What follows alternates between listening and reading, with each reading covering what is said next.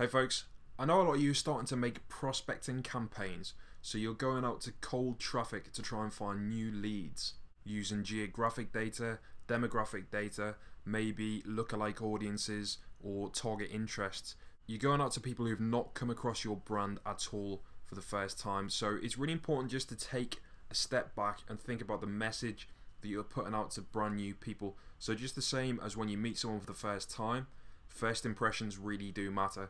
So let's just think about that message for a second and what it is that you're portraying with the words, the copy, the images, everything to do with the content that you're disseminating to them. So first of all, what is it that you do in a succinct and clear way possible? We're talking a sentence or maybe two sentences. What is it you do?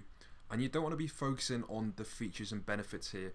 You want to be focusing on what the outcome is for your customer. So what is the emotional benefit that they're going to get from it? Fundamentally, people buy into things based on emotion, not on features and benefits. You don't go to IKEA, sit and look through all the instruction booklets and then go over and choose the cabinet or the furniture that you're going to buy. You go around and you see something that strikes a chord with you emotionally that you think is going to fit with your tastes and look good in your home. You buy an emotion, not on features and benefits. So the next point, tying quite closely into that, is why do you do it? Again, we're striking on emotions here, so we're trying to create an understanding about your brand as fast as possible with somebody who knows nothing about it whatsoever.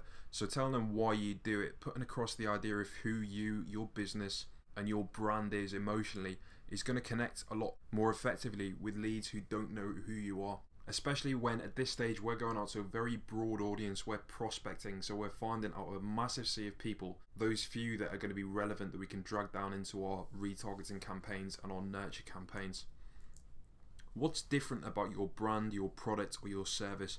What is it that separates you from your competition or from other options in the market? There are so many options open to people now in all walks of life because we are all intrinsically connected to almost everyone else on the planet. So you really need to find, and this could simply come down to how you position your product, but what is your differentiation point? And why should this lead stop scrolling through the Facebook feed and listen to what you've got to say? And that pretty much covers my fourth point here. Why should anyone give a damn? Why is it that they should stop scrolling and start that conversation with you and your brand? Because just bear in mind, we're still at the very top of this funnel. We're in the qualification stage, so we're going out to lots of people. They're all completely cold to your brand. You know that there are people in that audience that are going to like what it is you've got to offer and that your product or service is going to make their life better. But to find them, you need to be striking the right chords. You need to be resonating with them. So this message is really, really important, and getting it right will create such a strong foundation and fundamentally make your Facebook advertising a lot more cost effective, which is the most important thing, right? So a few things to bear in mind when crafting your message for these new prospects and leads. Keep it short and to the point, short and succinct. People do not have time to stop and read essays from people that they don't know. It's worth taking a long time with you and your team and whoever else to find out what it is about your brand that your customers really resonate with and what it is that's going to capture their attention. How do you describe your brand, your service, your product in the shortest, most succinct way possible that is going to stop people in their feed?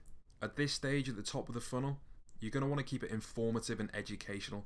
What I found really effective with a few clients recently is using a brand video, like a docu video, about their brand, about their business, their staff, why they do what they do, really strike that emotional chord.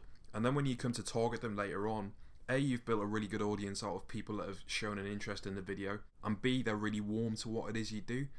If you don't include a call to action like a shop now button or a learn more button, it'll appear a lot more organically in their post initially. So when they come to the retargeting campaign later on, they'll be thinking, oh yeah, I saw these guys the other day.